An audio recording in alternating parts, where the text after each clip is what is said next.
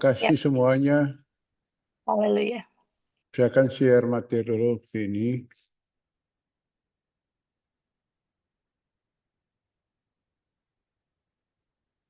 Ya, saya ini lahir di Kota Tual ya, Maluku Tenggara. Kenalkan diri dulu toh. Maluku Tenggara. Lalu saya sekolah SD di sana, SMP di Papua, di Fakfak. Dan sekolah guru di Tual ulang, sekolah pendidikan guru, lulus ya. Lalu kuliah di Universitas Patimura, lalu masuk sekolah teologi lagi, sampai selesai, sementok saya. Mentok jadi tinggal cari saya mau ambil profesor. Oke, baik. Malam ini saya membawa materi tentang penyebab konflik ya, penyebab konflik dan penyelesaiannya. Ini materi sangat basic untuk kita semua. Dalam seorang yang disebut dewasa atau kualitas itu ada 3 hal yang dinilai atau indikatornya. Yaitu yang pertama adalah spiritual, karakternya berkualitas. Yang kedua punya pengetahuan umum yang luar biasa, pengetahuan yang hebat. Dan yang ketiga punya keahlian. Nah itu 3 hal ini biasa dinilai dalam sebuah kuliah, perkuliahan begitu ya. Ini indikator. Bahkan ada 4 sebenarnya, ada pengetahuan umum, pengetahuan khusus, dan ada keterampilan umum, keterampilan khusus, keahlian. Tapi ya 3 udah bagus. Oke. Nah hal ini kita ngomong juga tentang penyebab konflik ya. Nah penyebab konflik. Jadi kita lihat bahwa Tuhan lakukan hal-hal yang hebat dalam diri kita. Tatkala kita itu di bawah Tuhan untuk menjadi juru damai. Dalam 2 Korintus pasal 5 ayat yang ke-18 dan 19 berkata bahwa Tuhan mempercayakan kita pelayanan pendamaian. Kita mendamaikan orang gitu. Jadi ayat yang ke-15 bilang bahwa saya ini hidup fokus dengan Tuhan. Lalu yang ayat 17 bilang ciptaan yang baru, 18 bilang bahwa saya dipercayakan oleh Tuhan pelayanan pendamaian kepada bumi ini. Oke. Sekarang pertanyaannya gini. Apa itu konflik? Lalu, apa penyebab konflik itu? Sesudah itu, bagaimana cara menyelesaikan konflik? Jadi ini adalah suatu pertanyaan membuka pengertian kita. Ngomong tentang konflik itu apa sih? Nah, gitu. Ya, lalu kita masuk ke pengertian dulu, pengertian konflik dari bahasa Latin disebut sebagai kata confligere. Artinya terdiri dari 2 kata, yaitu kata kon berarti bersama, yang kedua ya fligere artinya memukul atau benturan. Jadi benturan bersama-sama, kita terbentur satu sama lain seperti itu ya. Kita dapat benturan. Secara harfiah konflik artinya saling memukul bersama-sama. Jadi secara sosial konflik diartikan benturan kepentingan ya atau keinginan nilai yang berbeda. Lalu seiring waktu konflik menggambarkan berbagai bentuk pertentangan nilai dari kepentingan ya pribadi sampai pada antar gelombang, ya itu ya antar sesama. Oke. Arealnya seringkali jadi konflik itu adalah pertama tujuan hidup. Seorang anak manusia kalau dia nggak ngerti tujuan hidupnya, dia akan menjadi konflik. Tanya, nanti jadi apa? Mana-mana Tuhan saja. Nah, gitu. Ya nih mau jadi apa? Mana-mana saja. Mengalir saja. Ah, itu kalimat kelihatan rohani banget. Sebenarnya tidak tajam. Ya, Yusuf waktu kecil diceritakan, mimpi saya adalah saya menjadi matahari. Ya, semua akan tunduk kepada saya. Mimpi saya semua gandum tunduk kepada saya. Itu impian dia dari kecil. Jadi seorang itu harus punya tujuan hidup. Yang kedua, gambar diri. Gambar diri mesti baik. Kenapa orang sibuk urus kulit tiap hari? Kulit putih lah, rambut udah lurus dibuat keriting lah, rambut keriting bikin lurus lah, macam-macam saudara. Karena masalah gambar diri yang kurang bagus. Itu jadi konflik. Yang ketiga adalah kepercayaan, masalah kepercayaan. Yang keempat masalah keluarga, yang kelima masalah keuangan, yang keenam masalah budaya, yang ketujuh masalah penyerahan hak, yang kedelapan panggilan, yang kesembilan adalah visi dan misinya, itu masalah benturan. Nah, yang ke-10 adalah masalah pelayanan, yang ke-11 masalah integritas, komitmen, dan pekerjaan, serta pasangan hidup, dan lain-lain. Saudara, ini berbagai masalah yang muncul setiap hari di dalam hidup kita. Oke, ya tadi ya nih. Konflik tadi memukul ya, tadi sudah jelaskan. Jadi ini dari pengertian-pengertian ini kita akan lihat bahwa saya gambarkan begini, hidup itu masalah di pohon. Pohon ini punya selubung atau tanah namanya kesombongan. Kenapa dari atas turun? Karena yang sombong itu turun dari sorga, dari Lucifer. Sifat dia turunkan kepada manusia. Jadi dosa sifat pertama manusia bikin kesalahan itu sombong, melawan. Akhirnya muncul pemelawan gitu, ya. Nah, dari kesombongan ini kita lihat bahwa akan muncul pertama akar pahit. Ibrani pasal 12 ayat 15 dan 16. Jangan menjauhkan diri dari kasih karunia Allah agar tumbuh akar yang pahit. Ini masalah manusia, konflik yang paling. Jadi kalau kita melayani orang ada konflik, kita periksa, kenapa orang ini masalahnya, ini masalah pertama itu akar kepahitan. Mengapa ini selebung oleh namanya kesombongan, muncul karakter ini, sifat ini. Dia roh jahat bekerja namanya akar pahit. Lalu yang kedua, akar kenajisan. Ya, dalam Titus pasal 1 ayat 15-16 dan juga dalam Matius pasal 15 ayat 18 menajiskan orang. Nah, ini akar kenajisan. Yang ketiga adalah akar cinta uang. Nah, tiga masalah ini yang seringkali pokok menjadi akar masalah dalam diri seorang manusia. Jadi kalau kita mau melayani orang, konseling orang, kita harus tahu, oh iya masalah berhubungan yang ini, masalah berhubungan yang itu. Ya, jadi kita melihat karena kita ini lebih dari ahli dokter, ahli dalam yang betul-betul kita menolong orang lain. Nah, masalah kesombongan menyelimuti, lalu muncul dari akar pahit ini apa? Kecemaran, ya, lalu kerusuhan, tukang bertengkar di mana-mana, rusuh heboh gitu loh. Dia masuk komal bikin rusuh, ya, gereja bikin rusuh, masyarakat bikin rusuh. Ini orang ini masalah di akar pahitnya kita mau selesaikan. Ya, yang ketiga marah, lalu keempat memberontak, yang kelima adalah balas dendam, yang keenam itu gosip, tujuh hanya mengutamakan penampilan luar, dan ya, dan berikutnya adalah cabul. Nah ini, jadi minder dan lain saudara. Ini masalah ini. Jadi orang kalau kepahitan, saudara layani orang, ini saudara, ini muncul seperti ini, hal-hal ini. Jadi ada orang yang langsung mendoakan, katakan dia doa pelepasan. Dalam nama Yesus roh pemberontakan keluar. Tapi kok akar pahit nggak dicabut, tetap muncul lagi saudara. Nah itu maksudnya. Jadi kita semakin jeli, semakin tajam untuk bisa menyelesaikan masalah orang. Lalu yang kedua, ya masalah cinta uang. Nah ini, orang kalau cinta uang apa cirinya? Menghalalkan segala cara, gitu. Menghalalkan segala cara, saudara. Yang berikutnya adalah, ya materi dia segala-galanya. Seorang yang sangat materi, ya saudara. Cari pasangan hidup kalau materi, waduh berbahaya banget, saudara. Boleh berubah tapi butuh waktu. Kalau enggak, oh udah boros semua tuh, ya. Kalau materi, lalu apalagi tidak puas, tuh nggak pernah puas. Lihat orang korupsi itu bukan orang miskin, udah kekayaan miliar, korupsi juga tuh, karena nggak pernah puas tuh, ya ini. Lalu apalagi khawatir, nah iri hati, tidak aman, takut, bohong, ya, lalu mati hutang, ya, tidak jujur, itu pola hidupnya seperti itu. Ya, jadi kalau kita lihat ini masalah berhubungannya, kait hubungannya dari akar sampai di karakter dan juga sampai di tindakannya.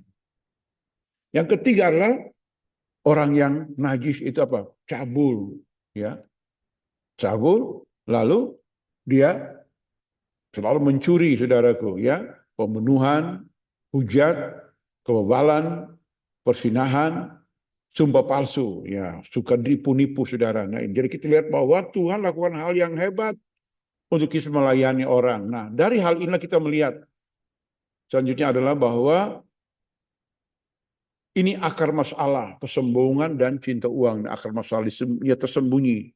Jadi orang angkuh ini kita perlu hadapi. Nanti kita lihat solusi di bawah ya. Ini pengungkapan masalah dulu. Ya. Lalu inilah penyebab tindakan. Tindakan kita ya disebutkan ini.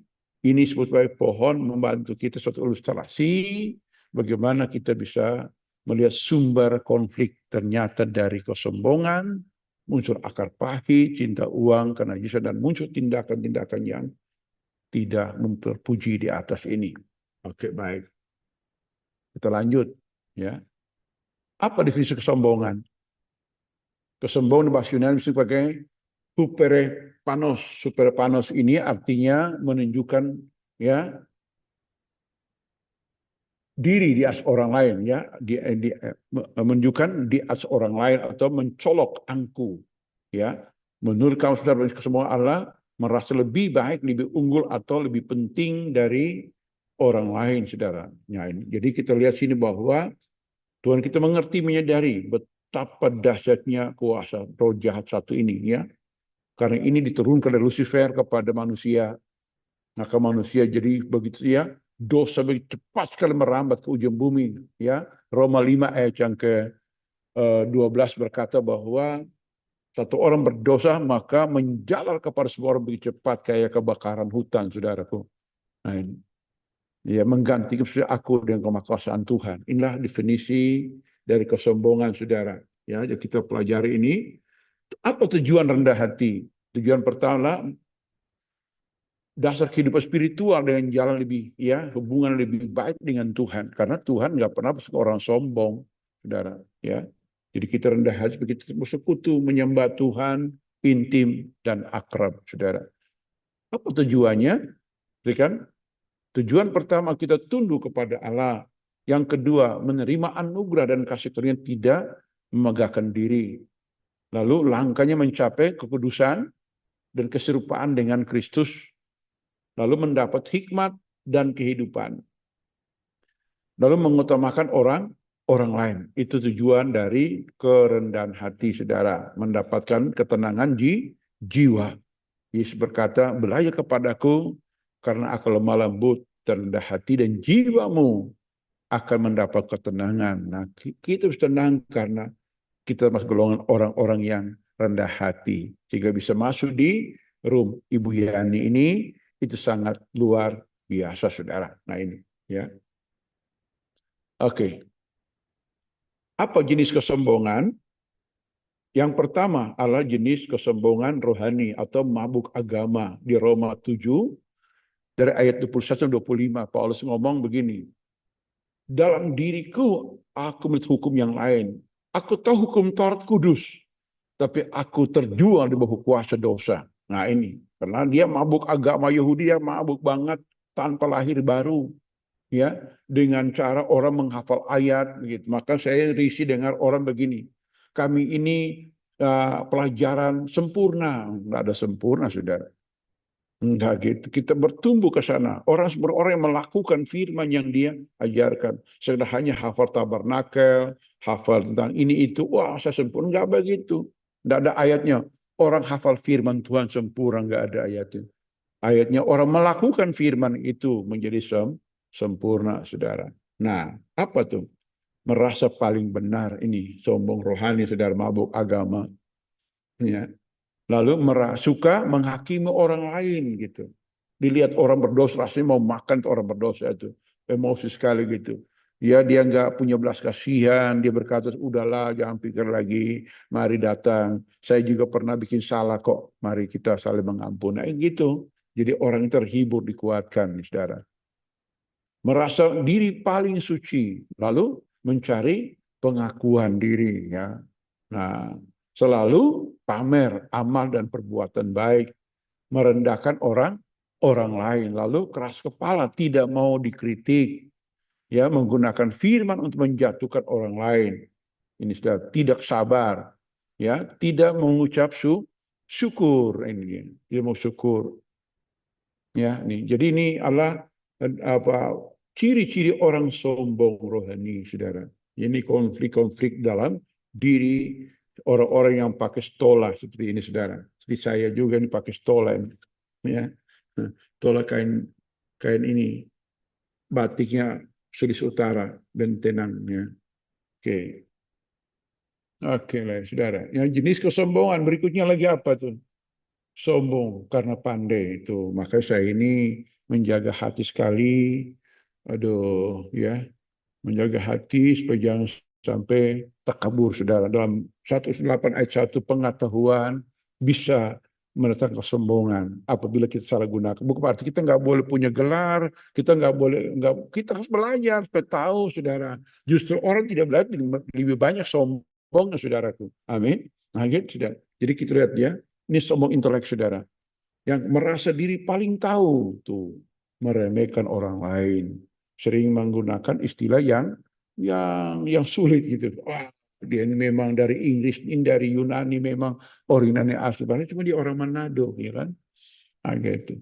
Maka saya senang sekali khotbah di Manado sini, di Bitung itu pakai bahasa dialek orang Manado supaya bisa mendarat di telinga tante-tante di sini, ya, bapak-bapak di sini. Ya, sulit menerima kritik, lalu mencari pengakuan juga sama, ya, tidak mau belajar, lalu gunakan logika yang dominan, ya, cenderung mengabaikan ide baru, gitu ya. Semua ide baru, nah,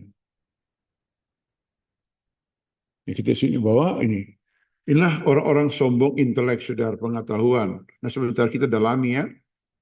Oke, jenis yang keempat, yang ketiga sekarang, sombong fisik. Nah, ini.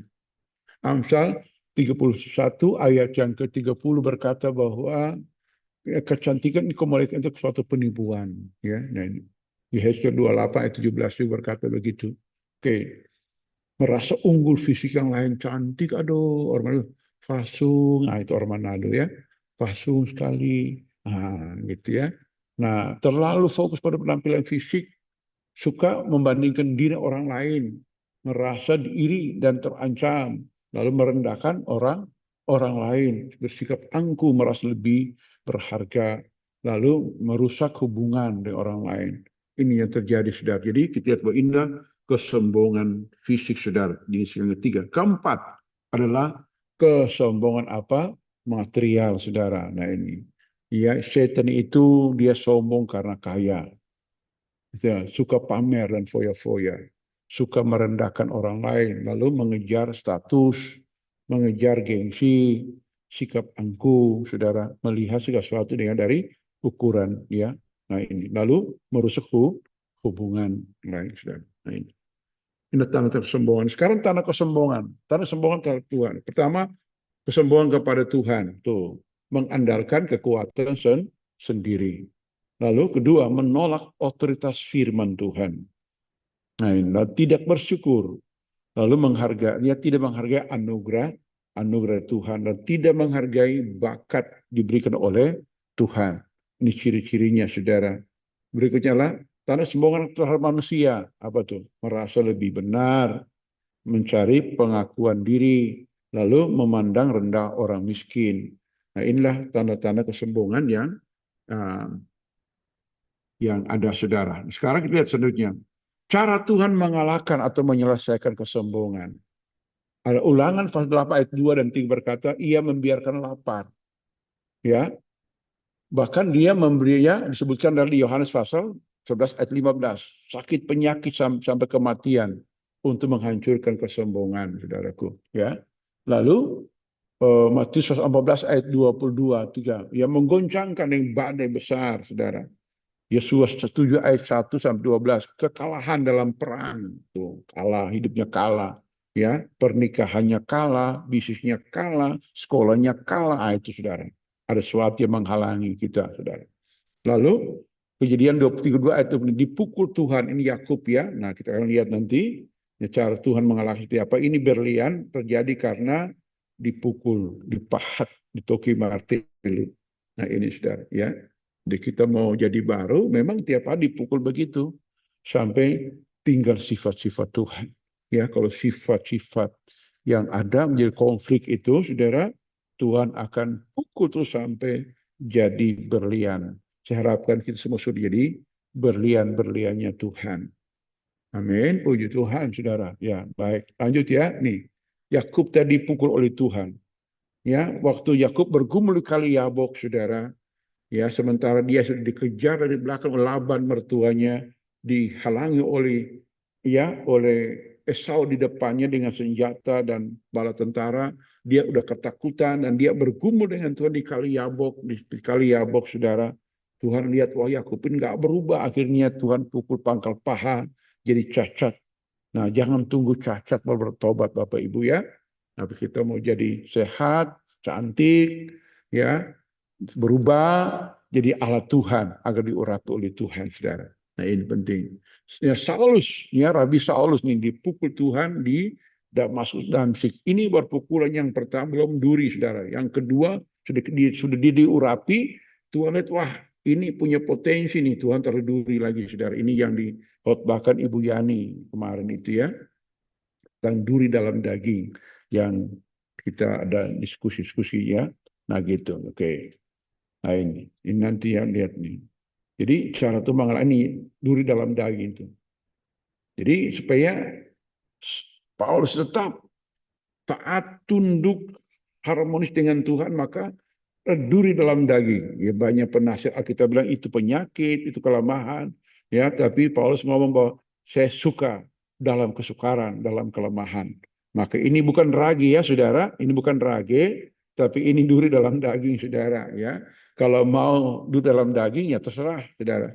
Dinyanyikan lagi, nah, kan? Meskipun duri dalam kita nyanyi lagu itu ngeri banget gitu. Kita nggak mau nyanyi ah. Biar nyanyi lagu lain aja. Dapat Tuhan ngomongnya, saya suruh setan tuh sebar tahu. Akan gitu. Oke. Lalu berikutnya apa lagi? Mas ya, apa reaksi kita? Reaksi yang benar. Nah ini dalam kesukaran dan konflik ya. Oke, sabar, tekun cari Tuhan, ya, koreksi diri dan bertobat, ya, buang dan perbaiki yang salah. Lalu cari hikmat, ya, ikuti prosedur yang benar, selesaikan, lalu mengharapkan kasih karunia dan terjadi karakter baik terbentuk. Ada reaksi yang salah di sini. Apa reaksi yang salah? Cari jalan pintas, ya kan? Terus menyalahkan orang lain. Ya, biasa orang sini kalau doakan, ini firman sebelah sihir, sihir, menyalahkan orang. Dan dia sendiri angkuh, saudara. Lalu berikutnya, lah ada persoalan, ada begitu kan rumah tangga banyak cerai karena lari nggak betah tinggal perempuan begitu. Kamu aja suami bodoh banget, nggak bisa bina istri jadi bagus, ya kan? Begitu. Jadi menikah itu, maka saya waktu bimbingan pernikahan kan, saya tanya begini kepada si pria, apa tujuan kamu menikah? Dia jawab begini, supaya ada yang cuci baju, ada yang masak, ada yang sapu rumah. Saya bilang itu kamu kan cari istri, cari pembantu itu. Gitu. Nah, gitu. Nah, jadi kita harus betul-betul cari isi yang sepadan. Alkitab sepadan. Tahu kata sepadan artinya seimbang tuh. Bisa bagus paring, tang tung tang tang tang tang tang tinju gitu. Gitu ya. Makanya ada istilah musuh DKI dibawa ke tiap istri. Oke, oke, ya patah semangat tuh. Ada masalah langsung loyo pas semangat. Kenapa nggak bawa koma lagi? Pasti udah orang semua hina-hina saya, fitnah-fitnah begini. Saya ketemu ada seorang ibu surhat begitu. Kenapa kamu nggak buka? Begini. Bayangkan pendeta, suruh saya bayangkan. Ngapain bayangkan? Patut semangat bayangkan. Kan gitu, ya kan?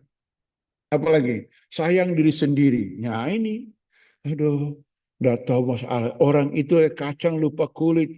Dia tidak mau tahu berterima kasih. Saya sudah banyak berkorban untuk dia. Dia begini.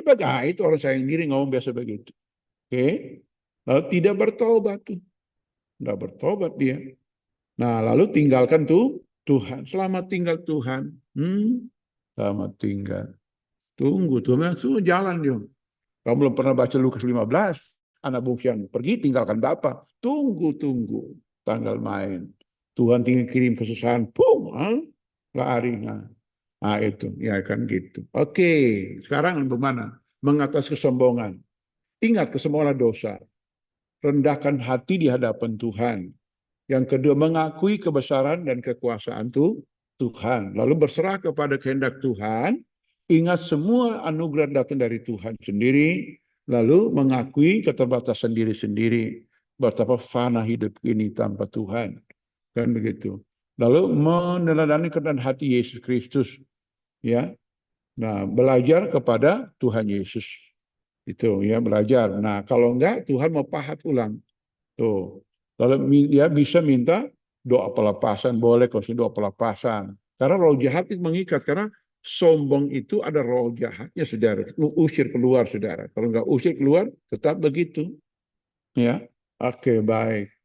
Lalu tipe tip untuk melayani orang sombong. Tip pertama, senjata perlengkap dengan kuasa Allah di dalam 2 Korintus pasal 10 ayat yang keempat ya, saudara, disebutkan itu. Senjata apa itu? Sikap lemah lembut. Nah itu. Jadi melihat orang semua lemah lembut. Apa kabar Ibu Yani? Kelihatan tambah cantik ya.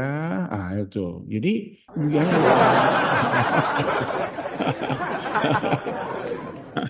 Ngerti ya, gitu. Lemah lembut. Ramah lagi. Rendah hati ya kan gitu. Itu Paulus punya senjata itu. Mengenai orang sombong ya. Disebutkan di ayat ini saudara. Lalu beri peringatan. Aku ingatkan kamu ya. Sekali lagi. Jangan aku tuh keberanian. Jadi kita kasih peringatan dulu. Ya, saya punya ponakan itu. Dia dulu nakal sekali. Masih SMP saudara. Lari dari rumah pencuri sepeda. Bola dari rumah saudara. Di kota Bitung dia lari, dia tidur di emper masjid, saudaraku. Saya cari di mana berhari-hari nggak ketemu. Saya doa Tuhan pertemukan saya anak ini. Lalu saya pergi doa satu ketika di kalau Bitung nama air tembaga. Saya pulang ketemu dia di pelabuhan. Dia makan kacang Garuda jalan-jalan tuh. Terus saya pegang tangan dia kaget. Mana sepeda? Saya tanya gitu. Dia bilang sudah jual. Jual harga berapa? 100.000. Wah, mana sepeda beli 1 juta, jual 100.000 bayangin. Di mana siapa yang beli? Dia bilang polisi yang beli. Nah, mana polisi itu saya bilang. Ayo pertemukan saya. Ya, saya ketemu langsung. Hormat polisi, saya ini pendeta, saya ini omnya ponakan ini. Oh pendeta bisa enggak, kasih kembali ini 100.000 kembali. Mbak sepeda, itu sepeda anak saya. Pulang, saya kasih peringati. Kalau kamu lari lagi, saya akan lapor polisi masuk sel. Oh gak mampan saudara. Lari kedua kali lagi. Kedua kali lebih lama saudara ya ketemu. Saya bilang wah saya lihat wah ini ada roh jahat dalam diri anak ini angku ini. Lalu saya tanya-tanya ternyata oh dia di kampung mandi kabal. Orang tua kasih mandi kabal saudara. Saya tanya-tanya wah ini dia. Saya doa pelepas hari Minggu itu lawatan Tuhan besar di gereja. Tuhan lawatnya pum bebaskan dia. Nah sekarang dia anak baik sekali udah berkeluarga ya dibebaskan oleh Tuhan dan Tuhan ya itu memberi peringatan sulit baru jelaskan tentang ya tuduhan dan sikap secara duniawi lalu menggunakan kuasa Allah. Kuasa Allah itu apa? Firman kuasa Injil, kuasa Roh Kudus untuk menghancurkan. Karena orang angku itu kan ada roh durhakanya, saudara. Durhaka itu yang mengikat. Kita perlu perangi roh jahat sayang nyawa orang itu. Nah, ini kita melayani Tuhan.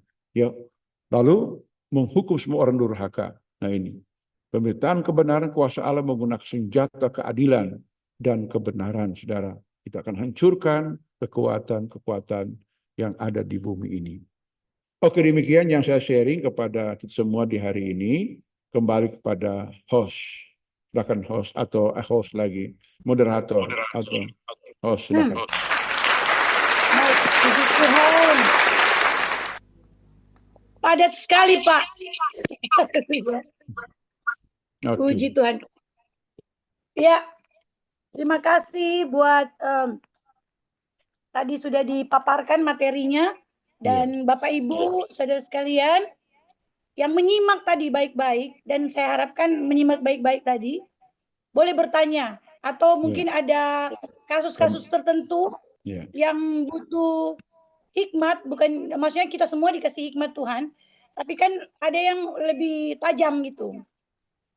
Dan boleh kita sharing di sini mungkin, tapi Pak Pendeta Kris yang akan menjawabnya. ya. Jadi boleh di-sharing atau apa permasalahan atau ada yang merasa juga Tuhan, saya ini masih ada kesalahan, mungkin saya juga ada kesombongan atau ada hal-hal yang perlu dibereskan seperti itu. Karena kita nggak tahu kadang ada yang merendahkan diri, tapi merendahkan diri di atas hubungan yang tinggi, ya kan? Ada yang rendahkan diri, tapi tinggikan mutu tanpa kita sadar, ya. Ya, betul, betul. Oke, silakan. Ada yang mau tanya? Ya, Silakan. Atau Ah, bisa halo, sharing? maaf, Ya, silakan. Yuram. tapi gak apa-apa begituan ya. Memang benar saya agak sedikit macet tuh emosinya karena macet, terus emosinya babis tadinya ditunda, terus Depomis juga kelamaan itu yang bikin saya eh, kan saya kan mau pengen banget ya gue itu orangnya damai tapi emosiku gak. Saya minta maaf ya, tadi ya Ya. memang benar orang tua kan harus begitu ya. Hmm. Memang benar. Boleh saya bertanya, Ya, silakan. apa saja pertanyaan, sorry, apa saja pertanyaan pemecah kebekuan untuk meredakan amarah? Saya kali lagi, apa Oke. saja pertanyaan pemecah kebekuan untuk meredakan amarah? Misalkan Hmm. gini, wah, aku mau tonton sikapku begini kan Hmm. kan gitu aja sih dari Hmm. pertanyaan Iya. dari saya. Udah deh, Hmm. makasih ya, thank you. Oke, baik. Ya, langsung ya supaya tidak menumpuk-numpuk Ya, ya. Pak, langsung dijawab. Oke, baik. Gini, Pak, itu nanti kita bahas materi lain ya, materi lain di luka-luka batin biasanya gitu ya. Tapi nggak apa-apa, saya akan singgung saya sedikit tentang hal itu. Memang ini masalah-masalah emosi ya, kecantikan emosional ya, disebutkan bahwa bagaimana kita bisa kendalikan amarah. Sebenarnya sederhana kalau kita sudah terbiasa puasa, itu harus dibantu berpuasa. Dan kita mesti diberitahukan teman-teman yang lain dalam pengertian ada mentor gitu ya. Karena ini menyangkut menjadi karakter kebiasaan gitu. Karakter terjadi karena suatu hal kita percayai, kita berulang-ulang lakukan, itu jadi karakter, ya, jadi karakter gitu. Nah, bagaimana menghancurkannya? Sederhana, kita mesti belajar datang di kaki salib Tuhan. Lihat tahu pujian penyembahan, Pak. Renungkan firman. Pujian penyembahan sampai remuk hati, nikmati. Saya juga begitu dulunya gitu. Ya, dulu gitu. Saya sering kali datang dengan gitar atau ukulele gini, nyanyi. Darahmu Yesus, sucikan. Itu jadi Tuhan jamah hati gitu loh. Tuhan jamah, Tuhan lembutkan, lama-lama kita lembut gitu. Karena kita nggak berkuasa merubah kelakuan kita, nggak ada kuasanya. Karena itu terjadi konsisten, konstan namanya ya. Terus dia menjajak kita gitu. Karena jadi karakter. Karena sudah berulang-ulang terjadi karakter. Maka untuk kita jalan keluar itu, kita mesti ada waktu, kalau kita nggak bisa nyanyi, mendengar lagu terus gitu. Mendengar lagu, itu bisa melembutkan. Dengar lagu, saat hening, dengar lagu, terus gitu, dengar khotbah gitu ya. Lalu kita biasakan, bisa nggak seminggu sekali puasa gitu. Kalau nggak bisa puasa total, puasa biasa, minum air putih nggak usah makan, sampai sore baru makan. Itu menolong untuk melembutkan diri kita, saudara. Sangat menolong. Ada puasa Alkitab ada 3 jenis kan? Puasa biasa, puasa total, dan puasa supernatural. Nah, ini. Supernatural itu Musa, Elia, dan Yesus lakukan 3 ini. Mereka nggak makan minum 40 hari, 40 malam. Kalau kita biasa gini, udah. Bukan lagi di bumi, langsung masuk surga itu antir-antir, saudara. Nah, karena nah gitu. Kalau Nancy begini kan lihat di ini tetap makan dia gitu ya. Nah gitu. Nah, tapi puasa biasa boleh, Pak, minum air putih terus, tapi puasa tuh sore. Itu bisa melembutkan perangnya kita, saudara. Saya begitu. Saya dulu tipe marah juga, karena saya dari kecil diajar disiplin. Lihat orang disiplin, kurang disiplin, aduh rasanya, disiplin banget, kacau banget orang ini kan gitu. Mau emosi, gitu. Karena saya dari kecil kan ikut pramuka, ikut paskibraka, gitu ya. Jadi murid teladan, itu disiplinnya tinggi banget gitu. Iya kan? Sekolah jadi ketua OSIS, sudah di kampung jadi ketua senat, begitu. Jadi pendeta jadi ketua wilayah, Allah. kan gitu kan. Jadi itu terbentuk disiplin melihat orang yang gitu, gitu, gitu. Terus bagaimana mengalahkan itu? Kita belajar jadi bijak dan mulai intim dengan Tuhan. Sederhana, konsisten, nyanyi gitu. No, no, no, no. Nyanyi lagu tema tentang salib dan darah Tuhan itu Pak merubah hidup kita, saudara. Darahmu Yesus sucikan daku. Darahmu Yesus bebaskanku. Begitu ya. Jadi kita bisa terjamah, itu bisa menolong Pak. Gitu, menolong Pak. Lalu yang kedua, kita bisa berpikir dulu sebelum ngomong. Kadang-kadang kita nggak pikir langsung ngomong, marah. Oh, anak ini gitu, emosional orang tua kan, gitu. Nah, kenapa? Karena kita belum berpikir udah ngomong. Nah, munculnya kerasa namanya sabar dan penguasaan diri. Nah, gitu. Nah, belajar, nggak langsung jadi. Saya beri contoh begini. Coba kalau kita berdoa, coba tangan berdoa begini. Coba semua begini, tangan berdoa. Tangan berdoa. Begini, semua bikin tangan berdoa begini. Oke. Siapa di sini yang jari kanannya di atas? Siapa ayo? Jari kanan ini, masih dari kanan. Jari ini. Kanan. Saya ini jari kiri di atas, Ada jari kanan? Nah, ya kan? Bawah ini Pak. Nah, kalau saya jari kiri di atas, ini maksud dari ini kiri. Oke. Coba susul begini. Ayo lepas. Coba robah. Ke kanan di atas. Susah kan jadi false kan gitu. Ya kan jadi false. Ya kan? Saya robah ke kanan di atas jadi false kan gitu. Jadi false. Kan gitu. Biasanya doakan kiri di atas gitu. Tapi kalau ini ayo yang kanan di atas. False kan? Coba cepat. Do, re, mi, Nah, fa. Oke, gitu ya. Nah, ini. Jadi artinya begini. Sesuatu yang cepat kita robah itu memang butuh waktu, saudara. Butuh waktu, gitu.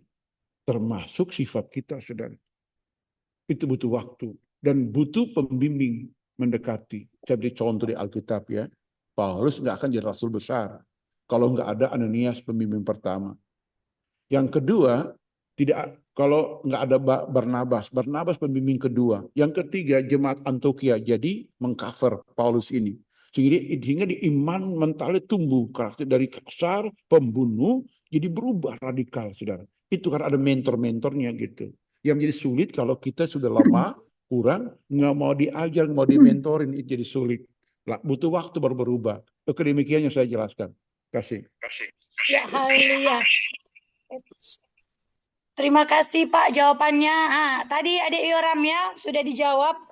Nanti siapa lagi? Mungkin Ibu Noni mau bertanya. Bu Noni silakan. Ya, Pastor Nancy, Makasih, Bu. boleh Makasih, izin. Pak Stoki. Salam kenadaiku. Haleluya. Terima kasih, Pastor Nancy. Iya, silakan. Mau bertanya boleh, Pastor Bu. Chris, Ya, boleh silakan. bertanya. Ini tentang kesombongan. Tadi Iya. kan Pastor Chris menceritakan tentang keponakan yang ternyata ada harus dilepaskan ya, Pastor Iya. Chris. Iya. Nah, ini ada teman saya, teman di Balikpapan ya, contoh ya. Iya. Orangnya sudah betul-betul secara casing lawan-lawan seperti lawan pendeta ya, sifat, tutur katanya halus, baik.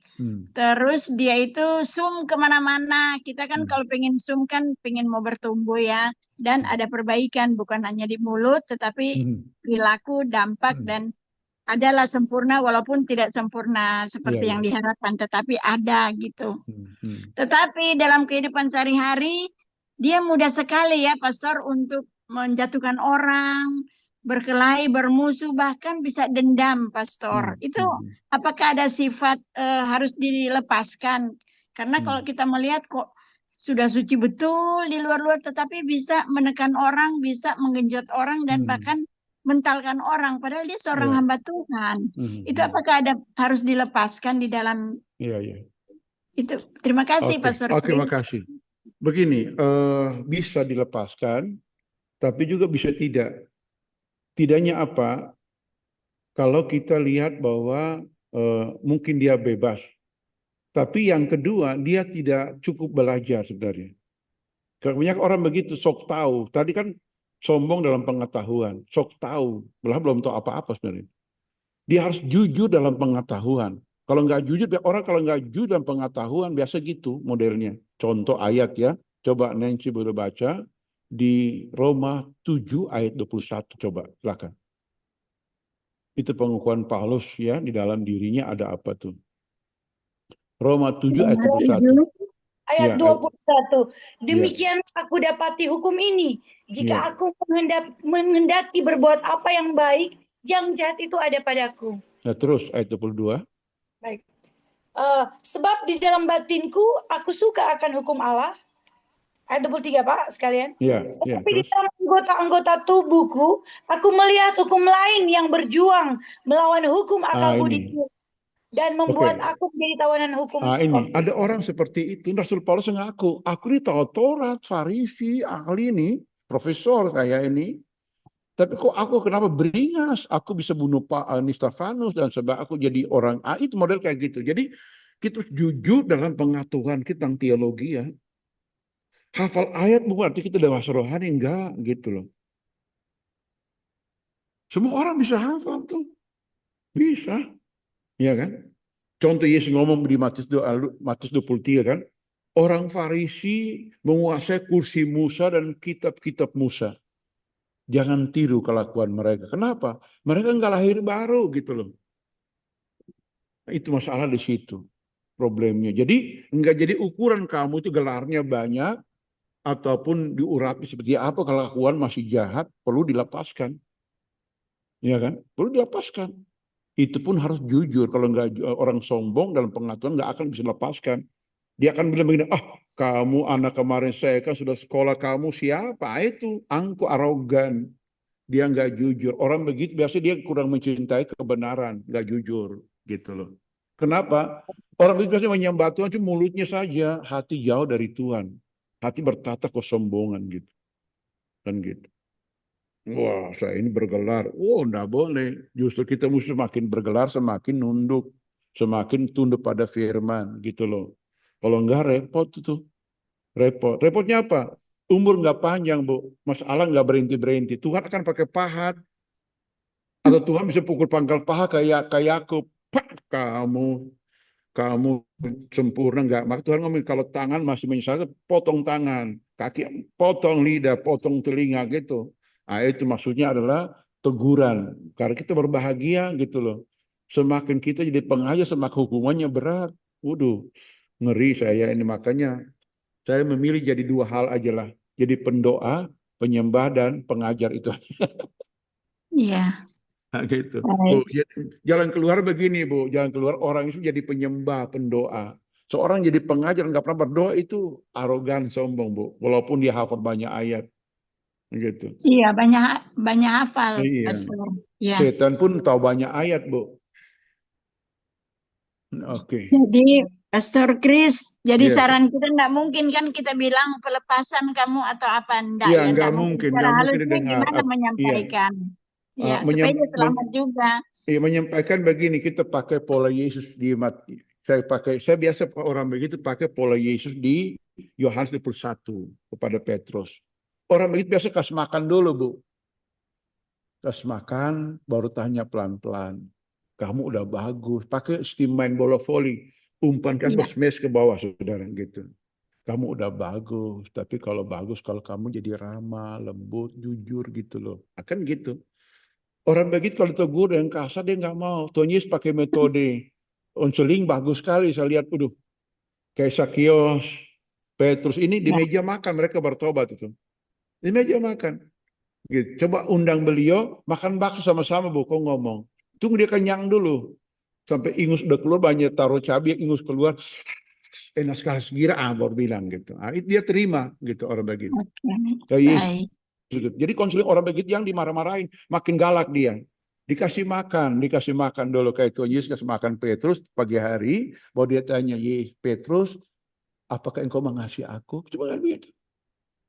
Engkau mengasihi aku? Engkau kan tahu isi hati ke Tuhan. Pertama, engkau kan tahu isi hati. Mas Tuhan nggak tahu sih. Tanya lagi, apa engkau mengasihi aku? Tatap biji mata berkata, no. Sampai dia pecah matanya. keluar air mata. Nah, itu dia mulai sadar bertobat. Nah, gitu. Orang begitu ya, segitu. Baik, Pastor Chris, terima Karena kasih sangat oke dimengerti keterangannya. Akan dicoba, Pastor. Iya. Terima kasih waktunya. Coba. Terima Iya. kasih, Panggil Pastor Rama. Nancy. Ya. Kasih kado kepada dia, lalu panggil makan, usah mahal-mahal, bakso tuh gelas, pasti berubah itu dia. Nah, gitu. Dia orang kaya, Pastor. Orang Orang kaya, kaya. jadi iya, jadi agak Oh, somsa. Agak oh iya. somsa. Tapi bisa ada waktunya. Kalau dia nggak mau terima, tunggu aja Tuhan turun tangan. Oh, jangan juga, Kalau Tuhan, kasihan. iya, Kita kalau coba. Tuhan turun tangan berat memang, berat. Iya, iya. Terima Iya. kasih, Pastor. Ya, Ya, oke. puji Tuhan. Terima Kasih. kasih buat pertanyaannya, Bu Noni. Ya, puji Tuhan. Iya. Semangat dalam Tuhan. Pak, saya secara pribadi juga mau bertanya, Pak. Mau bilang Ya, bertanya. silakan. Gini, Pak. Bapak cerita mengenai ada orang yang secara intelektual baik, begitu bagus, punya gelar yang bagus, ya kan? Maksudnya gelar itu nggak salah. Cuma justru orang lain yang berpikir bahwa orang bergelar itu sombong. Nah, itu orang kan Pak yang kayak kayaknya lebih sombong. Mereka kayak terganggu dengan orang yang punya gelar.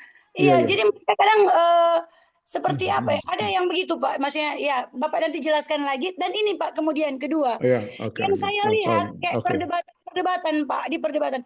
Orang justru yang nggak teredukasi dengan benar, mereka yang paling gigi gitu, yang paling banyak mulut gitu Pak. Mereka yang nggak pengetahuannya cuman biasa. Kalau di room perdebatan apologet dan juga termasuk di seperti yang begini-begini kita diskusi, mereka tuh yang banyak mulut. Jadi begini, sedangkan orang yang bergelar yang beredukasi saja dilarang sombong, apalagi yang nggak beredukasi. Artinya demikian gitu ya kan. Kalau mau pikir secara logika, bukan begitu juga, cuman secara logika. Ya, silakan Pak tanggapi. Iya. Oke, baik begini. Karena orang begitu biasa berilmu nggak sampai dasar. Hanya kalau kita berenang cuma di permukaan. Jadi dia menilai orang sombong dari luar. Karena Tuhan bilang manusia lihat luar, Tuhan lihat hati, kan begitu. Ya kan? Lalu dia diindoktrinasi dengan khotbah mungkin. Andalkan Tuhan saja, andalkan Roh Kudus, jangan andalkan gelar. Itu membuat mereka itu pikir bahwa yang penting berdoa menyembah. Dan Tuhan kasih hikmat. Bukan begitu caranya. Alkitab berkata bagaimana dapat hikmat dari Tuhan, ada 3 cara. Cara pertama adalah berdoa. Yakobus 1 ayat 5 kan gitu. Cara kedua dinasihati, diajar orang. Amsal pasal 1, pasal 2, pasal 4 itu kan. Yakobus bilang, Salomo bilang begini, kalau aku masih muda, lemah, aku diajar Bapakku tentang hikmat dan takut Tuhan. Jadi ajar. Yang ketiga mencari harta terpendam. Kan di kitab Amsal begitu. Jadi kalau kita melihat orang-orang nggak ngerti itu, dia pikir bahwa hanya dengan berdoa saja, dia dapat itu. Padahal nggak, mesti belajar kan. Mesti belajar. Saya dulu hampir berpikir begitu, apalagi karismatik kan begitu. Wah, yang penting bahas roh penuh hikmat. Enggak begitu. Ilmu dangkal gitu loh. Karena begini, Yakub dalam 2 Petrus pasal 1 dari ayat 5 itu iman tambah dengan pengetahuan. Tambah dengan kasih, kebaikan, penguasaan dia sampai pada terakhir itu kasih pada semua orang kan gitu. Jadi kita beriman tanpa pengetahuan juga nggak ngerti gitu loh. Nah kita perlu belajar. Kalau nggak belajar, bodohin orang-orang yang pengetahuan pengetahuan tapi dia licik, bisa kibulin orang gitu. Bisa kibulin kan, tukang ngibul, mengelabui orang. Nah kan begitu. Nah itu jadi bagi saya dan Nancy juga nggak harus tertuduh pakai STH. Nanti tahun depan sudah tambah MTH, BD ya kan gitu. Tambah nggak apa-apa. Kenapa? Kita belajar. Oh, kamu gelar palsu enggak? Lihat di Forlabdikti ada namaku di sana di Forlabdikti, laporan akademik kan begitu. Kecuali kita nggak kuliah, begitu. Jadi kita jaga nurani aja. Nah, gitu. Untuk menangkal ini coba Nancy baca 1 Korintus pasal 4 ayat 3-4. Coba, ini menyangkut ini masalah gambar diri, masalah gambar diri ini. 1 Korintus berapa Pak? 4 ayat 3-4. Ayat 3 dan 4, baik. Iya, silakan. Bagiku sedikit sekali artinya. Entahkah aku dihakimi oleh kamu atau oleh suatu pengadilan manusia? Malahan diriku sendiri pun tidak kuhakimi. Sebab memang aku tidak sadar akan sesuatu, tetapi bukan karena itulah aku dibenarkan. Dia yang menghakimi aku, ialah Tuhan. Hanya Tuhan yang bisa menghakimi aku. Jadi kita punya prinsip ini, engkau menghakimi aku tentang gelar, tentang apapun, memang gue pikirin, Iya. kan gitu. Motivasi Gak usah, kita tahu, ya betul, iya, amin. Tuhan kan nilai hati, yang penting nurani kita murni Benar dengan sekali. Tuhan, kan begitu. Itu prinsipnya. Jadi kita nggak perlu tertuduh, nggak perlu patah semangat, nggak perlu, gitu. Nanti bentar dia juga nggak ngerti juga tuh. Nanti kalau dia dalam kesulitan nggak ngerti juga, dia pasti bertanya juga, kan begitu. Itu perlu. Jadi kita perlu, yang penting begini, kita pakai umpama gelar itu bukan kesombongan, tapi kita pernah belajar gitu loh, pernah belajar dan diakui oleh Benar, pemerintah, amin. diakui oleh itu aja. Untuk menghindari pengajar sesat juga, Pak. Artinya untuk melawan, artinya kita diedukasi untuk berdiri pada mainstream pengajaran yang benar. Nah, sekarang yang kedua tentang orang tukang ngotot itu, kita tahu begini, dari hati muncul di mulut. Roh jahat itu. Tuhan Yesus ngomong ada dusta, kebebalan, hujatkan roh itu. Kita mesti ikat roh jahat itu dalam nama. Saya kalau debat atau ngomong gitu, saya ikat dalam nama Yesus, saya ikat roh jahat ini. Kan di dalam itu Matius pasal 15 ayat 18 kan, dari hati mesti pikiran jahat, kebebalan. Jadi kita mesti ikat orang kuat, baru kita bisa ngomong. Kalau enggak, dia ngomong terus gitu loh. Ini ngomong biasa begitu, ngoceh terus gitu. Tata bima dalam nama saya ikat roh jahat, dusta, kebebalan, sok tahu, sombong. Kan roh jahat itu. Berikat. Coba baca nanti baca. Matius pasal 12. Ayat yang ke 29 coba. Matius 12 ayat ke-29. Iya. Atau bagaimanakah orang dapat memasuki rumah seseorang yang kuat dan merampas harta bendanya apabila tidak diikatnya dahulu orang kuat itu? Sesudah diikatnya barulah dapat ia merampok. Menghadapi orang sok tahu itu kan orang roh jahat bekerja itu. Sok pintar. Roh jahat diikat tuh. Diikat. Tata bima ke dalam saya ikat. Tapi tidak boleh dia dengar. Saya ikat dalam nama Yesus. Saya beri contoh satu kasus begini ya. Saya ini pernah di Jayapura. Saya KKR di sana. Lalu sesudah itu dipanggil oleh seorang. Nah, lalu seorang teman pendeta ini antar saya ke sana bersama dengan dia juga. Sampai sana si bapak ini bakal ada istrinya. Bakal ada satu kasus. Lalu dia minta diceraikan. Istrinya polwan. Bapak ini seorang yang jago judo tingkat nasional. Juara judo gitu. Saya sudah bayangkan. Judo ketemu polwan kalau bertengkar. Aduh rame banget ini. Rame gitu. Jadi dalam hal ini saya duduk saya melipat tangan. Saya bahas roh di hati. Gak boleh dengar. Gembala ngomong, dia nggak mau dengar, dia nggak terima sama sekali. Pokoknya pendeta yang memberkati kami, pendeta tolong doakan kami bubar rumah tangga kami. Waduh, saya doa adalah, saya minta Tuhan kasih hikmat, marifat, untuk tahu roh apa dalam diri orang ini, kan gitu. Lalu muncul layar kayak film begitu, cuk. Saya lihat itu kayak itu buaya dalam diri Bapak ini. Saya lihat dalam alam roh ada buaya gitu. Udah saya lihat, saya ikat tuh dalam nama Yesus. Roh buaya. Saya ikat kau Leviathan dalam, saya ikat kau dalam, turun kau dan boleh bergerak. Kayak Yesus ngomong kan, waktu roh jahat bersaksi kan, diam, keluar orang ini kan begitu. Jadi kita nggak boleh ngomong dengan roh jahat, diam dan keluar kan gitu. Sudah saya ikat, kita saya tanya begini, Pak, saya mau tanya satu pertanyaan. Waktu Taman Eden itu Hawa bikin dosa atau Adam yang bikin dosa? Dijawab, Hawa bikin dosa. Oke, setuju. Yang ditanya pertama Tuhan siapa? Hawa atau Adam? Adam. Kenapa Adam ditanya? Karena dia pemegang otoritas dari Tuhan. Ditanya tanggung jawab kan gitu. Oke. Sekarang istrimu salah. Siapa penanggung jawab kesalahan istrimu? Istrimu ke kamu. Kita suami bertanggung jawab kesalahan istri. Gitu. Dia diam langsung. Satu di biji matanya. Langsung dia diam. Air mata jatuh, saudara. Oh, dia menyerah kan? Roh jahat kan diikat, tenang dia, kan gitu. Nah, itu konseling tingkat tinggi itu dia, gitu. Jadi kita mesti nggak boleh hanya biasa-biasa basa-basi enggak. As to the point, kita konseling dengan orang begitu itu mesti konsultasi dengan Tuhan. Ikat roh jahat baru kita rampok. agar nyawa diselamatkan, kan begitu. Nah, itu begitu cara begitu. Kalau saya begitu konseling orang, saya lihat orang garang, sok itu tunggu. Dulu saya ikat roh jahat. Nggak ada tuh yang baku gitu. Langsung kayak orang itu kayak bego-bego gitu. Nggak ngerti apa. Kenapa? Roh jahat yang memotori dia udah diikat, nggak bisa beraksi lagi, kan gitu.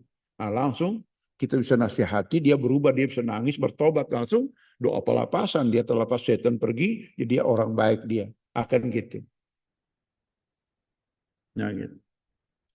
Wah, jelas sekali Pak, jelas sekali dan saya puas jawabannya. Oke, Terima oke. kasih Pak. Ya, teman-teman, Bapak Ibu sekalian, ada lagi yang mau bertanya mungkin? Pak Andre ya, Pak Andre, Ya, Bu silakan. Devi, Bu Mira, siapa? Silakan. Saya sudah Solo-solo. mengerti. Silakan, Saya sudah silakan. mengerti. Saya sudah mengerti semua, jadi Haleluya.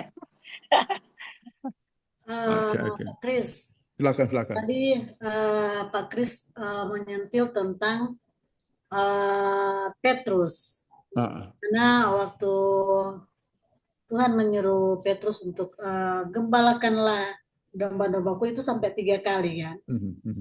Itu sampai 3 kali. Iya. Yang jadi kita pertanyaan begini Pak. Yang jadi kita pertanyaan begini. Kenapa Petrus sampai menangis? Apa karena dia berpikir kok sampai 3 kali Tuhan bertanya ke dia, apakah Tuhan tidak percaya dia akan gembalakan ini domba-domba? Atau dia menangis karena dia tidak mampu untuk melakukan itu, tugas dari Tuhan Yesus. Oke. Sudah? Itu aja. Oke, baik. Begini, Tuhan itu seorang konselor yang hebat. Dia di situ kan dia tunjukkan 3 benda dulu. Petrus lihat 3 benda itu, yaitu roti, arang, dan ikan. Ya kan? Itu sebagai alat bukti dalam 3 peristiwa penting. Bahwa Petrus pernah dalam kelemahan.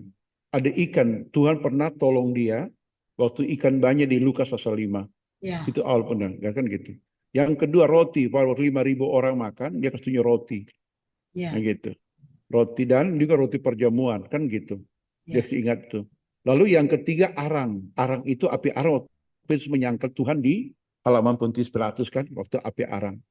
Itu jadi kita ingin kalau orang kita buktikan alat bukti. Pernah dia dalam kesulitan Tuhan mengampuni dan sebagainya. Itu membuat dia terharu bahwa saya yang jahat, yang jelek, yang begini, Tuhan masih sayang, masih care, masih datang begitu. Itu pertama.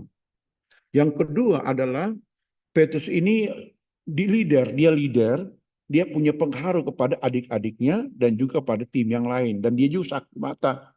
Waktu Tuhan berubah matahari, dia saksi mata gitu. Injil tidak akan dipercaya kalau nggak ada saksi mata melihatnya, bahwa memang semua murid melihat, tapi ada beberapa penglihatan yang mereka tidak tahu. Contoh di bukit itu, Tabor itu, Gunung Tabor.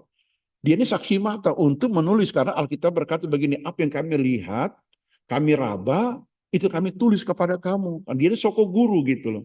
Maka Tuhan begitu datang dengan kerendahan hati, dengan sikap kebapaan untuk menolong Petrus ini. Sehingga tadi selain dia tunjukkan alat bukti yang pernah Tuhan tolong dan pernah dia lakukan kesalahan, dan juga Tuhan itu kasih makan dulu dan tanya penuh wibawa tentunya dan hikmat, tanpa ada pertanyaan murid-murid lain gitu. Apa engkau mengasihi aku? Di situ Petrus sadar. Petrus ini bertobat 3 kali dalam 3 peristiwa di Alkitab itu. Pertama di perahu di Lukas pasal 5, yang kedua di saat dia di Pantai Tiberias ini yang peristiwa itu, yang ketiga di Kornelius kisah 10. Dia mengatakan, aku mengerti sekarang Tuhan tidak membedakan orang, kan gitu. Nah, di Petrus ini. Jadi Tuhan itu kenapa begitu? Karena Tuhan mau suatu komitmen, nasar, kepastian gitu loh. Lalu yang kedua, kalau Petrus nggak tinggalkan jaring waktu itu, dia tidak diurapi Tuhan. Karena urapan tidak bisa beli apapun kecuali berdoa menyembah Tuhan. Nah gitu.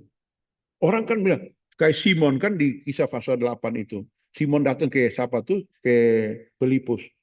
Petrus, sorry. Ke Petrus, tolong ini terima uang, urapi aku dong. Kan begitu. Kan banyak orang di zaman modern kan begitu. Rajin kasih uang tapi nggak pernah berdoa gitu loh. Bagaimana Sogo, mau diurapi? sogo. Iya kan? Nah, ada orang begitu, tapi nggak pernah diurapi. Memang dia diberkat secara finansial, tapi berkat khusus dari surga dia nggak dapat gitu loh. Iya kan? Nah, gitu. Jadi Petrus ini perlu diurapi Tuhan di hari Pentakosta. Dia harus bayar harga dalam doa perantiin 10 hari siang malam begitu, baru bisa diurapi Tuhan. Kalau dia nggak hadir, udah rencana Allah gagal lagi, tertunda baru satu generasi mungkin ya. Karena dia ini leader. Dia ini perlu, nah maka Tuhan tuh ngomong serius banget gitu kepada dia, nah gitu. Sehingga kepastian sampai dia remuk hati, sudah dia tinggalkan soma atau soma lagi jaring ya, jaring soma karena ini banyak suku lain kayak. Jaring saudara, dan dia ke ruang doa menanti sampai dia pengkhotbah yang pertama, nah kan gitu. Nah lalu dia tulis di surat Petrus, serahkan segala khawatirmu kepada Tuhan karena dia pelihara kamu. Kan dia alami itu. Dia khawatir kan. Waktu dia cari ikan dia khawatir. Bukan karena perintah Tuhan. Dia pergi inisiatif sendiri pergi. Kita boleh bekerja tapi jangan inisiatif sendiri teman. Nanti sudah kerja. Aduh sudah banting tulang. Peras keringat. Nah begini. Nah siapa suruh mau pergi sendiri. Nggak tanya Tuhan dulu kan gitu. Kan orang-orang kan banyak begitu. Saking pintarnya, saking nggak doa lagi, pergi aja. Ada pulang, saya hari ini sial sekali, ditipu, dicopet, nggak ada gaji lagi. Kan begitu manusia kan gitu. Nah kita orang benar hidup oleh iman. Nah, Tuhan perhatikan itu. Sehingga leader ini ditangkap dulu. Kalau tangkap leader kan tangkap semua. Contoh begini. Kalau Ibu Yani ditangkap dan Ibu Nasi ditangkap, semua akan ikut gitu. Karena kalian berdua itu leader umpamanya. Kan begitu. Kalau leader nggak ditangkap oleh Tuhan, bagaimana cara anak buah dibawa kan? Nah gitu. Kalau kita ngomong karakter orang kan ada 4 jenis. Ada yang mana-mana, karakter mana-mana. Ada yang ya ikut. Ada yang memang wah kayak singa nih. Singa harus tangkap singa ini supaya dia bisa pengaruh yang lain kan gitu. Itu yang jawaban saya begitu. Jadi Tuhan Yesus itu mau Petrus itu terbuka hatinya karena dia Tuhan kan maha tahu dia ada roh jahat dalam diri Petrus, dia nggak haus lagi, dia nggak perlu, dia pikir melayani Tuhan itu sekedar kayak gitu. Karena begini, saya juga salut didikan Yesus ya. Dia itu dimendidik imam jadi rasul pengganti dia. Ini orang akar rumput nelayan lagi. Notabene nggak pernah injak, mungkin nggak injak bait Allah orang ini. Tiap hari di danau siang malam cari ikan tuh. Tapi Tuhan bisa roba dia jadi rasul besar loh. Itu hebat banget tuh. Jadi kita harus mengerti. Kita didik orang jadi pendeta itu nggak gampang loh saudara. Apalagi di latar belakangnya mungkin dia tuh dulu tukang copet, penipu, mau jadi pendeta, makan banyak lagi, suruh puasa, aduh, makumat, aduh.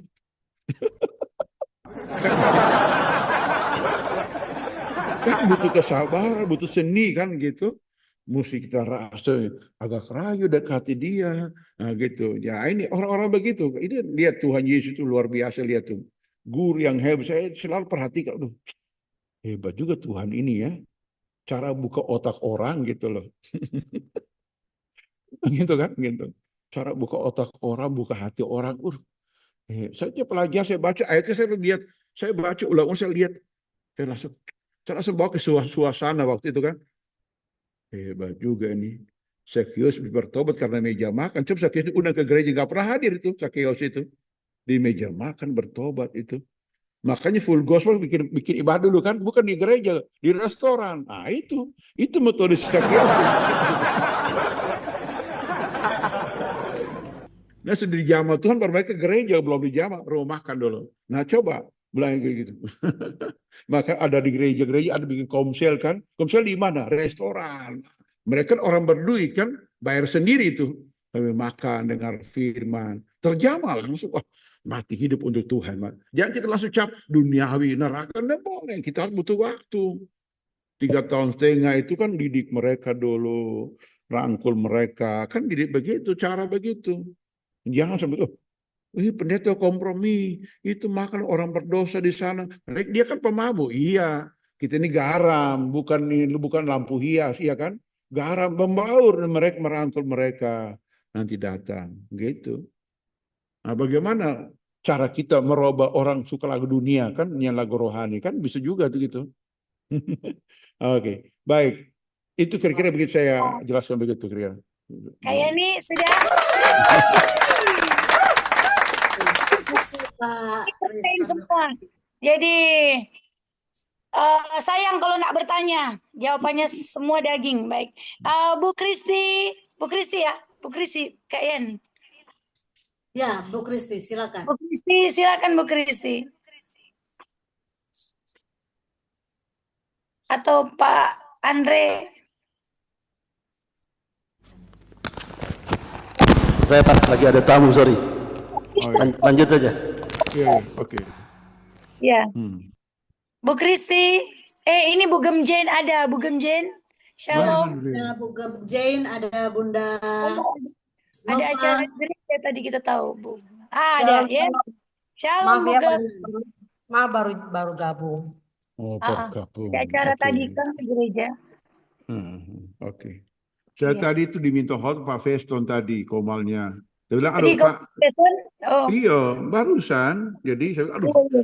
saya batasi ya mau turun dan nanti mau marah Pak kita nih, nanti mau marah. Iya Pak, player sudah di jalan, iya kan? Kita ada bagikan di STB juga ini undangan ada bagikan di STB. Iya gitu. Bu Gemjen mungkin mau bertanya Bu Gemjen atau sharing pendapat atau apa gitu. Oh iya, seri pendapat kita mau dengar. Iya. Ini dia Bu Gemjen. Baru Ya. masuk kita baru masuk baru dengar. Oke. Aduh Baik. maaf, soalnya tadi Pak, ada buka kamera aja Bunda, Pak. Ada sebuka di atas itu tadi. Iya, solang. Sayang gitu. kok dapat kamera so tambah langsing sudah bicara. Selangsing dia kan, sekanci tambah cantik Bu Jane ini. Iya. gitu ya. Iya, no. Silakan. Baru nggak ada dengar sama sekali, nggak ada dengar. Baru Nggak masuk. dengar? Nggak Iya, dengar. baru masuk. Tema ini dengar materinya, materinya. Penyebab konflik. Nah, yang pengalaman yang bukan temui sama dengan di Komal-Komal kan di room waktu kita melayani di TikTok. Itu Bugem ada konflik kan begitu kan biasa. Silakan Bugem share mungkin itu. Bagaimana, silakan. Ya, mungkin yang itu tadi yang kadang-kadang buat kita ya mereka mempertahankan pendapat, kita yang emosi. Ini kan kita sedang berbicara tentang bagaimana supaya mereka ini mereka yang pertahankan pendapat mereka, penyesatan mereka, tapi kita yang emosi. Ini Itu lagi. Oke. Iya, jadi begini, kalau kita bawa komal kita doa. Kalau saya di komal kan doa kudus ke semua gitu. Nah, orang yang mau ajar debat, kita lihat dulu begini, dalam dunia akademik itu mesti latar belakang orang ini apa, sekolah di mana, belajar di mana. Kalau dia tuh sudah nama inisial, nggak usah layani, nggak ada guna. Tuhan bilang bahwa mutiara ke mulut babi, begitu. Nah, kalau dia tipe miri-miri, langsung hapuskan saja, langsung bisukan, itu aja, gitu. Respon Pak ya, kalau debat Kang. Iya. Kenapa? Karena kita di media ditonton. Nah, gitu. Jadi orang yang bodoh itu kan, yang sok pintar bodoh itu butuh waktu. Kecuali kayak room begini kita bukan, oke kita setuju, kita belajar kebenaran gitu. Kalau debat begitu, memang ada orang terpanggil untuk ribut-ribut sampai dia punya room kan diblokir oleh TikTok kan begitu. Iya kan? Itu katanya tadi Pak Bapak tuh mengenai orang yang justru baru pengetahuan baru tahu begitu mengenai kekristenan, dorang yang raja debat gitu Pak, justru malah bikin malu orang Kristen. Itu kan diutus. Iya, mereka diutus untuk begitu. Jadi begini, jangan emosi. Bagi saya lihat begini, ini orang bodoh saat di bawah ini. Karena begini, kita kan terlatih ilmu seperti itu. Kalau lihat itu lawan debat tidak seimbang, jadi ladeni. Orang bodoh sok pintar, kecuali dunia kampus. Dunia sosmed beda. Bedanya apa? kita nilai oleh TikTok juga kalau komal kita penuh dengan typing miring dan itu mereka langsung blokir gitu loh. Itu maksud gitu. Nah gitu. Jadi kalau dia type miring, nah itu kita harus bisukan aja, bisukan, ya itu bisukan agar tidak menambah beban. Kalau kita ladenin dia panggil teman-teman lagi untuk rame gitu. Contoh itu pendeta Sapati khotbah di Room Limbara pagi hari itu. Banyak sekali tipe miring tentang dia itu. Siapa pendeta Romes, dah. Ada Romes. Yang Rame pada banget. aduh. Iya. Aduh, rame banget. Aduh, Rame gitu. Nah, supaya menghindari itu kan hanya bisa terbaca kalau dia lewat ke atas kan. Saya langsung ini aja. Jangan ini kan saya bukan moderator juga kan, nggak bisa punya otoritas untuk menghapus atau membisukan. Langsung haleluya, haleluya, amin, haleluya. Begitu langsung hilang ke atas dan begitu dan nggak kebaca kelihat gitu loh. Kan supaya begitu. DP typingan langsung naik gitu Tapi kan. langsung naik hilang gitu. Haleluya. Kalau 3 kali haleluya sudah naik hilang itu dia, naik hilang. Jadi gue emosi, buat apa hati emosi kan begitu. Bagus. Orang bodoh kan. Jadi berbagai strategi kita bisa bikin kan gitu. Nah gitu. Don't tapping. Pendeta koin, pendeta gini, pendeta gift, macam-macam dan dia olok-olok itu dia. Iya Nah, betul, gitu. betul. Olok-olok. Sampai siapa tuh emosi sekali, siapa tuh saya lihat pagi-pagi tuh emosi sekali kan, si siapa tuh pendeta siapa tuh.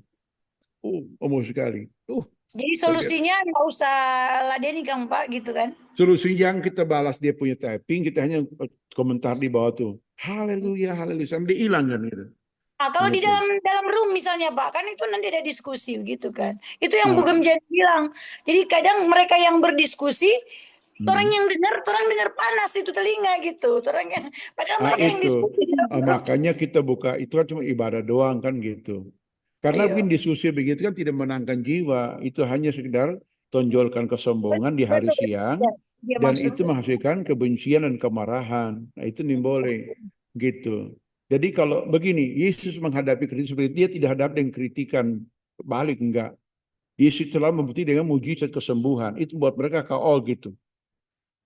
Nah gitu. Itu kalau kita pelajari Yesus kan dikritik ini, kerasukan setan Beelzebul macam-macam kan. Tuhan enggak balas. Ketemu orang lumpuh, jalan. Orang perdarahan, sembuh. Dia mereka. Ketemu orang kusta, pergi tunjukkan diri pada imam besar. Imam-imam. Begitu dia. Jadi dia membuktikan lihat tanda heran, tanda ajaib.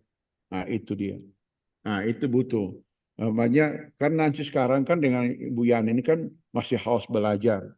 Sudah belajar haus berdoa diurapi. Gitu. Iya. Amin.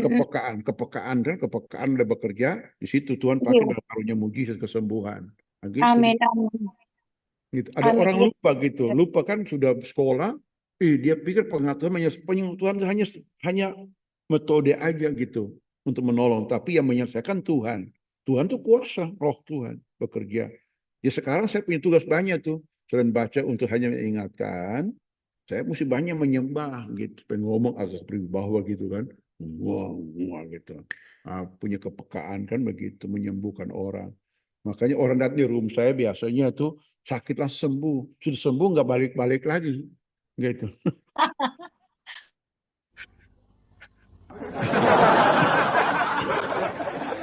Gitu dia.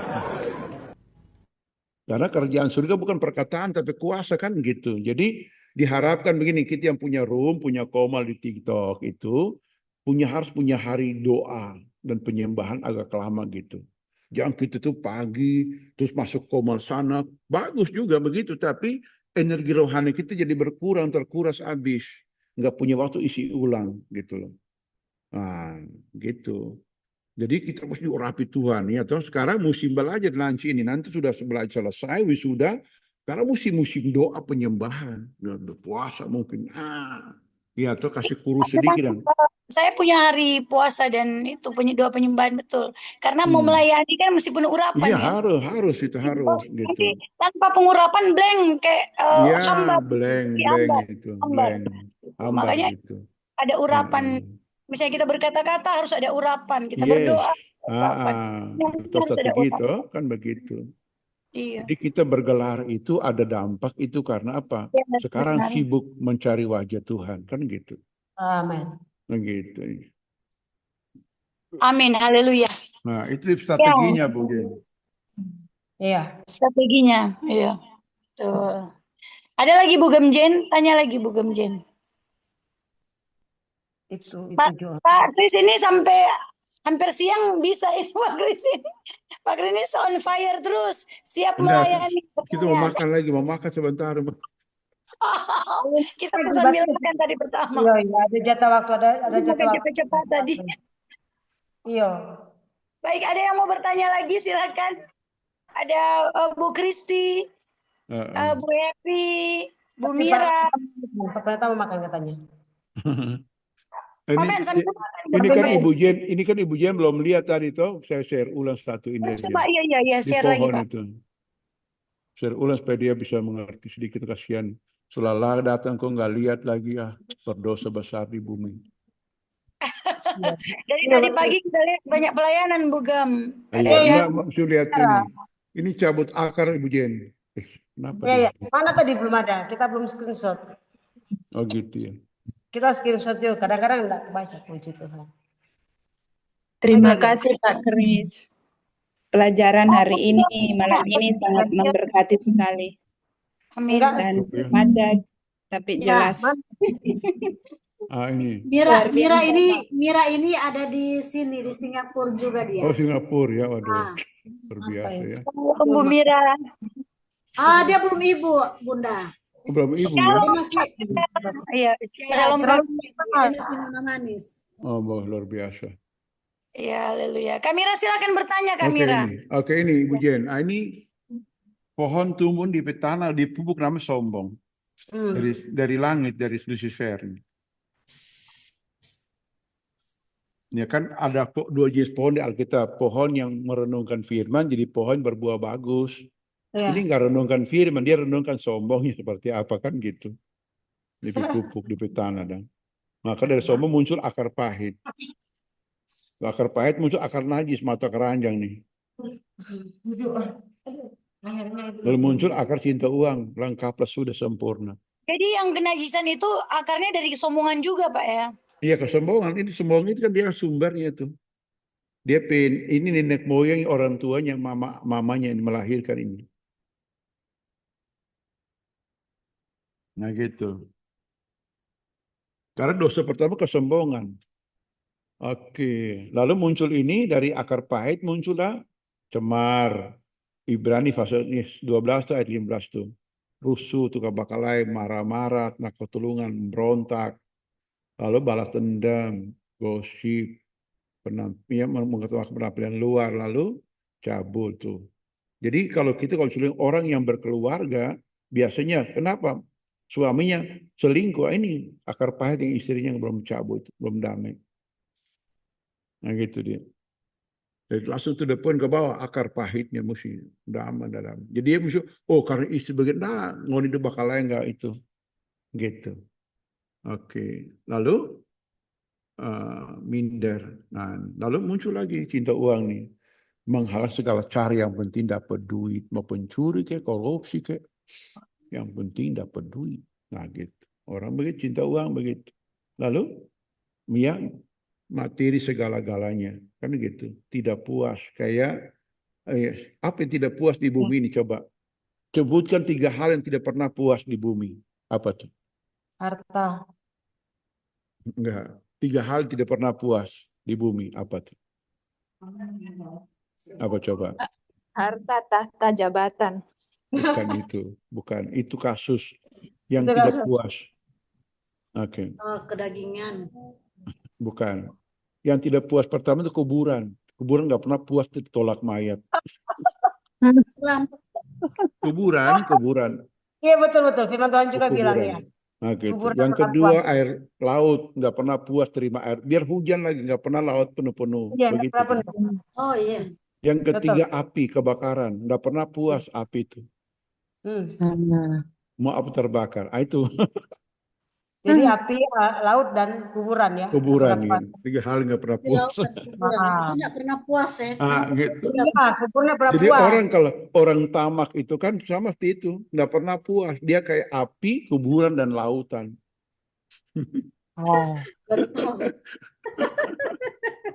Iya. Iya, Ya, ada yang Pernah. bertanya mungkin lagi, Pak. Mungkin ada yang mau bertanya ini. Ya, silakan, Tadi Pak silakan. Ya, silakan. saya lihat tadi. Silakan Silakan Pak. tanya. Ada tanya, silakan. Enggak apa-apa, tanya aja. Oke, Ya. lanjut dulu sedikit ya. Nah, nih, Jen. Oke, nah ini tidak puas, khawatir, terus iri hati, apalagi. Duh, Firman Saudara udah punya mobil, kita belum punya mobil, masih punya gerobak ini. Nah, gitu. Irinya gitu kan. Iri hati kan, nanti pagi lari ya, nah sekolah dong. Kita nggak sekolah, nggak sombong. Yang sombongnya siapa gitu loh. Iri hati kerjaan cuman gitu kan.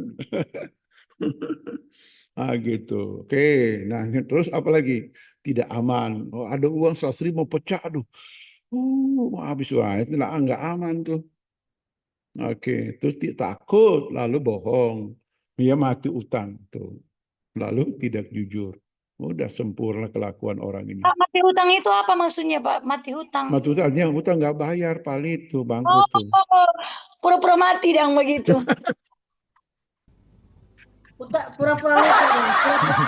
Iya, utang rajin, bayarnya malah lari, tinggalkan gitu. Pura-pura mati. Pura-pura lupa dong. Pura-pura gila. Gitu. Betul. Ini memang betul-betul. Ini kenyataan. Oke. Fakta. Lalu Oke. ketiga kenajisan apa tuh? Cabul, mata keranjang tuh, jual kain mana-mana. Roh najis di dalam, apalagi setan kan dia saudara kan senjata ini kenajisan Wahyu 17 ayat 56 tuh. Haus akan darah ada orang kudus tuh. Coba nanti baca tuh. Wahyu pasal 17 ayat 56 coba. Pak, sekali-kali Pak Yani kayak Kak Yani dan Oh, Kak Yani kan? Kak Yani dulu. Kak Yani baca Wahyu 17 ayat 56 coba. Wahyu 17 ayat 5 dan 6. Oke, silakan.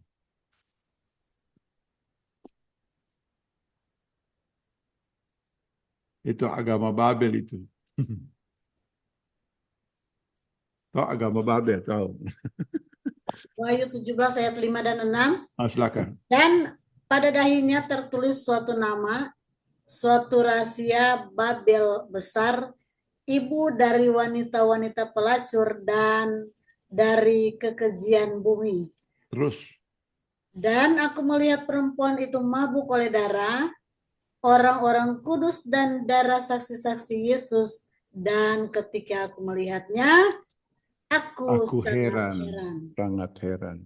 Oh, lihat setan percabulan kenajisan. Haus sekali kasih jatuh pendeta, kasih jatuh orang kudus jemaat-jemaat gitu. Sangat haus. Makanya kenapa Tuhan berdoakan sang gitu. Dia haus banget tuh pas jatuh. Apalagi orang melayani media itu, aduh, secara empuk dia kirim sihir itu. Dia kirim sihir pada Nancy. Oh, bikin dia bingung. Gitu. Tapi ayat-ayat bilang, sihir nggak mempan. Roh jahat ini percabulan ini. Ya kan? Untung aja TikTok ini melarang live itu ada masalah hal ini. Ya kan? Kalau dia nggak peringatan, nggak ini, wah orang bisa rame TikTok itu. Oke, lalu pencurian tuh, pembunuhan, hujat tuh, nah hujat ini, tukang ngomong tuh, roh hujat tuh. Kalau orang roh hujat masuk di koma, dia ngomong, hujat dia, hujat Tuhan, hujat hamba Tuhan kan. Ya, maka kita ikat, diam kamu, gitu. Jadi kita tahu, ya Tuhan kita kuasa kan ikat roh jahat, ikat begini. Termasuk ikat kuasa pedang. Orang mau tikam, mau bunuh, nggak bisa. Kita ikat kekuatan itu. Oke. Kebalan, apalagi persinahan. Lalu sumpah palsu. Udah genap sudah. Nah ini menjadi kehidupan. Ini karakter, lalu ini tindakan perbuatan. Ini Bu Jen. Jadi apa kita gembala kan mesti tahu barang ini. Pemelayanan orang kan gampang-gampang toh. Oh, kamu apa? Masalahmu apa? Aduh, begini, dia lagi mata keranjang, orang najis ini. Nah, dia gini. Jadi tinggal kita cabut akar. Jangan tebang dahan, nanti tambah subur dia. Tebang dahan artinya jangan cuma usir. Roh khawatir pergi, tapi nggak cinta uang, nggak diputuskan, udah tetap muncul lagi itu. Kan gitu modelnya pelayanan. Oke. Let's Ya, stop ada share lagi. supaya bisa diskusi lagi. Oke, baik. Silakan.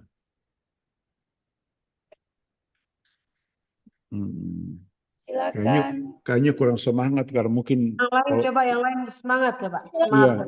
enggak, Yang kurang ikutannya semangat karena mungkin tajam ini semangat. firman Tuhan tajam banget ini. Haleluya, semangat. Soalnya ini ada di sekitar kita, tidak disangkali tentang Itu lagi. kesombongan, Ya, ada di itu. sekitar kita. Kita juga punya ini Om, karena kita ikutin tadi, kita ikutin kan, cuma kita punya ada seringkali kita tidak sadari, kita hanya menyadari kesombongan yang terlihat. Padahal ada banyak kesombongan yang tidak disadari, yang ada berkeliaran di sekitar kita. Kesombongan-kesombongan yang kita anggap kecil aja. Padahal banyak sekali kesombongan-kesombongan yang seringkali kita anggap kecil, dan itu akhirnya membesar, dan karena kecil kita anggap kecil, kita biarkan, itu akhirnya besar. Kita membiarkan pujian kecil-kecil aja kita biarkan hal-hal yang ya saya bilang itu kesombongan kecil yang berkeliaran, yang kita anggap bukan dosa. Padahal kesombongan itu apapun dalam bentuk apapun udah dosa. Cuma kan karena tidak kelihatan aja, orang tidak tahu kita ini sombong. Karena kita pikir orang tahu kok kita kayak orang tiarap di atas gunung. Tidak kelihatan, tapi sebenarnya dia di atas gunung. Ya itu kesombongan yang kadang-kadang akhirnya ya kesombongan itu sama dengan kalau saya bilang itu seperti minta pengakuan diakui, ingin diakui. Itu kan kesombongan yang seringkali dianggap Tadi ada itu kesombongan sosial, kesombongan material, kesombongan rohani, kesombongan pengetahuan, ada 4 jenis kesombongan ya. Iya. Oke, nanti materi saya kirim ke grup ya, materi ini. Di PDF yang saya kirim nanti. Ya, di grup ini, di grup inti Jo. Grup inti? Oh gitu. Oh iya. Karena kalau di grup atau kirim ke Yani atau Nancy aja, nanti yang share ke teman-teman. Nanti Kak Yani yang share ke grupnya Kak Yani. Oh iya. Saya nanti kasih PDF sudah nih, saya kasih PDF ya. Atau nggak suka nggak apa-apa juga nggak ini juga. Iya. Kirim itu PDF itu. Oh iya. Kirim lewat PDF. Iya. Iya. Nanti abis ini kita bikin PDF, kita kirim, boleh. Nggak apa-apa, gampang. Bikin PDF. Gitu dia. Jadi begini, bagaimana supaya kita terbebas dari kesombongan? Cuma satu, takut Tuhan. Jadi kesukaan, itu aja. Nah, itu. Makanya di dalam Yesaya pasal berapa tuh? 11 ya. Kesukaannya takut akan Tuhan. Itu. Jadi suka. Kalau nggak suka Tuhan taruh duri, bikin rage itu orang. Jadi rage. Tahu rage? Bujen. Tahu, sate babi. Sate babi. Bikin itu rage. Ini duri dalam daging. Gitu. Pak Kris, apa namanya? Karena materi ini dikhususkan untuk yang ikut ya. Jadi kirim ke ke grup inti dulu, nanti kita nanti Anda kirim ke pribadi aja ke Ibu Yani, nanti kita kirimkan ke pribadi yang ikut. Iya. Karena saya nggak tahu siapa-siapa kan, saya baru dia kan Gio baru di sini, Gio baru nggak tahu teman-teman. Jadi yang tidak ada nomor telepon di kita itu Ibu siapa ini Bing SBY ini siapa ya? Surabaya. Mungkin dapat share di Facebook atau apa kan? Oh ya, Bu. Ya, salam Bu. Iya. Yani, yang di grup itu loh, yang grup apa? YM apa ya? Di mana ya grup itu loh? Ada kok masuk. Bentar ya. Grupnya namanya Kristen yang melayani. Oh, Kristen yang melayani, oke. Tapi kita maksudnya di Kristen melayani juga kita belum terlalu banyak grup. Sesiannya ada kan? Iya, kita ada di Kristen melayani itu, tapi orang-orang yang ada di dalam situ juga kita belum. Grup mana lagi ada? Saya nggak ada. Kita minta sekarang jatuh nomor. Kita minta sekarang aja nomornya supaya kita langsung simpan kan. Ya. Bentar ya. Kalau yang lain ada, ya kalau Bunda Nova ada, Mira ada, siapa yang di sini yang belum ada lagi yang kita ya. Sama Happy Daryono. Happy Daryono enggak ada kita.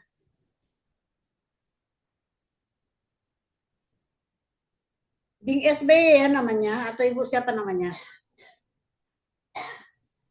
Oh, enggak ada suara, Bu. Ada kasih Oh, mati. Oke. kan ini tak ganti ya namanya ya, Pink. Bing Slamet. Ada kalau Bunda SBY itu Surabaya. Surabaya. Bing Surabaya. SP Bing Surabaya ya. Lagi Iya, Nancy. Surabaya. Ya. Nomornya HP ini. Aku kasih ya. Bentar. Mana ya? Dan ini selain materi yang didapat, akan ada sertifikat juga. Iya. Jadi betapa berbahagianya kita yang ikut. Iya. Kita dapat double berkat, selain materi, kita dapat sertifikat gratis dari Pak dosen. Nih, Sis. Sudah, Sis. Berapa? Itu, buka di chat itu. Dan khusus pribadi. Ada. Okay.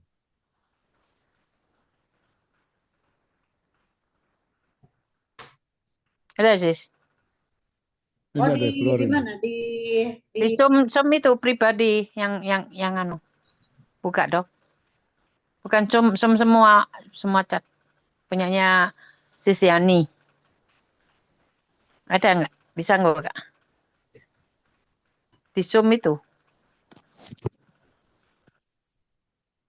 Saya nggak dimasukkan yang semua orang.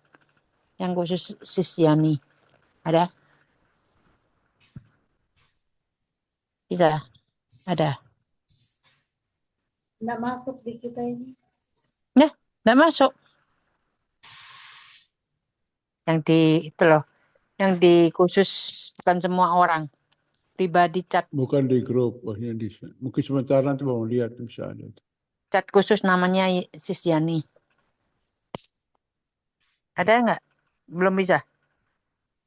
Ini aku kasih yang di sini aja. Di grup aja, Bu, nanti kan dihapus sementara nggak.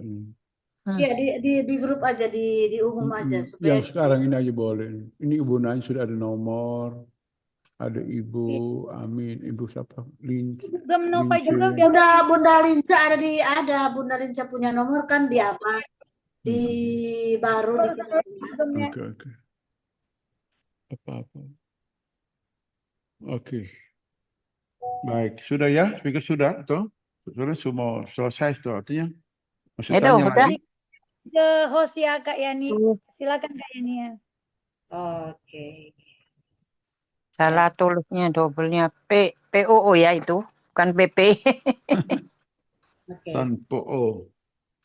Bing. 0859 ya, 60 Ya. 887 Sekian. 837. Iya. Oke.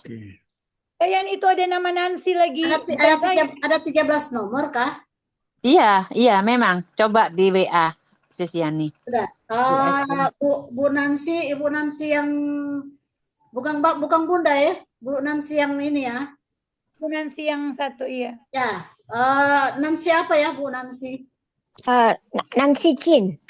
Oh, Nancy Chin, oke. Ya, dari Malaysia, Bu. Oh, Malaysia. Terima kasih. Shalom, dari Malaysia gabung ya. Ini Ibu Happy apa Bapak Happy? Salam kenal. Ya, salam kenal Bu Nancy. Ya. Terima kasih, sangat baik. Ya, luar biasa. Bu Nancy dapat link ini dari mana? Dari teman juga, ya. Ya, maksudnya dari teman siapa? Dari grup gitu. Pokoknya masuk aja. Ya, masuk. Nah, soalnya saya lihat materinya itu bagus gitu. Judulnya. Jadi kebetulan di dalam community kami persis seperti yang Pak Dokter tadi, Pak Pendeta Dokter tadi ini kan, apa nama dia bawakan.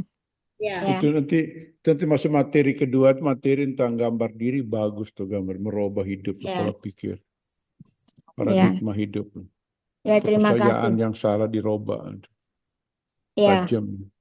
Tentang gambar diri. Nanti minggu depan belajar itu. Iya, terima kasih Pak. Sangat-sangat membantu sebab kebetulan. Jadi paradigma kita kan berubah. Apalagi kita kan senang di media itu dilihat. Kan kalau kita minder, malu, takut. Itu diajar nanti mengatasinya. Bagaimana orang fobia. Orang fobia kan itu. Fobia kebanyakan. Gitu. Nanti kita WA. Itu oke, baik. Sudah ya. Ini Ibu Happy apa Bapak Happy ini yang satu ini? Ini ada Happy Daryono. Happy-nya ada 2. Ya, Happy Daryono. Ini siapa ya? Itu dari tadi ada berapa yang ikut juga. Sayang sekali enggak sampai selesai maksudnya. Karena nanti di akhir ini yang maksudnya ada pengumuman kan. Sama kayak ini kan mau minta nomor telepon sudah turun duluan ya enggak bisa kita bagikan. Apa-apa. Tapi ya ada minggu depan lagi sih. Karena kita enggak mau taruh di grup, soalnya kalau di grup sudah umum dan di grup itu memang banyak ini juga banyak apa namanya grup banyak grup yang bergabung di God Bless. Nah itu. Ini nanti masuk grup sendiri gitu khusus ya? Enggak, maksudnya materi ini kita akan bagi ke yang ikut bersangkutan yang hadir gitu, yang hadir. Yang di Japri. Ya, jadi kirimnya materi ini di Japri. Oke, nanti kirim. Saya mau. Oke. Dan satu kebanggaan juga kalau kita ikut begini kan dapat materinya, dapat sertifikat. Dapat sertifikatnya double ini. Double gitu. Bukan yang ini yang calon dosen biasa mau jadi dosen nanti itu sangat membantu. Ya. Inilah akademik tambah itu dia. Itu 100 sedikit 2 kum gitu. Ya. Dan Mbak, maksudnya ada kebanggaan tersendiri kalau ada sertifikat. Kita baru pertama kali dapat sertifikat itu, wah kayak ada dapat emas gitu. Iya, gantung di ruang tamu. Besar. Maksudnya kebanggaan tersendiri kalau ada nanti desainnya Ibu Yani desainnya bagus loh. Pas foto boleh. Nanti kirim pas foto kan bagus, taruh. Iya, yang kita ada kasih tunjuk itu sertifikat foto. Pas foto bagus. Boleh juga kalau pastor Jadi kita melayani itu orang lihat, wah ibu ini pernah belajar, betul belajar. Iya. Betul. Jadi nggak jadi sanksi kan. Belajar itu enggak apa dengan umur. Iya. Iya. Enggak terbatas. Sia-sia ya, Pastor ya. Ya. Enggak sia-sia gini. Ada pendapat dari Thomas Alva Edison begini. Dia bilang begini. Si penemu lampu pijar. Dia ditolak di sekolah karena nggak mampu diajar oleh gurunya. Ditolak, mamanya ajar dia sampai pinter banget. Jadi penemu lampu pertama di bumi. Dia ngomong begini, senioritas atau ketuaan tidak boleh membuat kita belajar hal baru. Gitu. Apalagi sekarang zaman teknologi, belajar hal baru lagi tuh. Ya kan? Pakai HP dulu kan hitam putih warnanya. Sekarang udah berwarna-warna kan gitu. Nah masuk di ini, kita mesti nyabul ketinggalan anak muda gitu. Makanya saya pikir, kenapa saya lahir duluan di bumi ya gitu. Kalau masih muda kayak Ibu Nancy gitu kan bagus.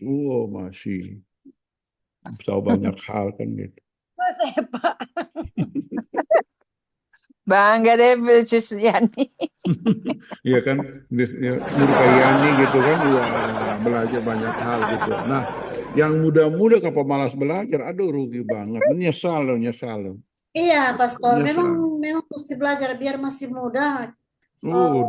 suka banyak apa namanya, Iya, banyak materi yang kita dapatkan betul itu. betul.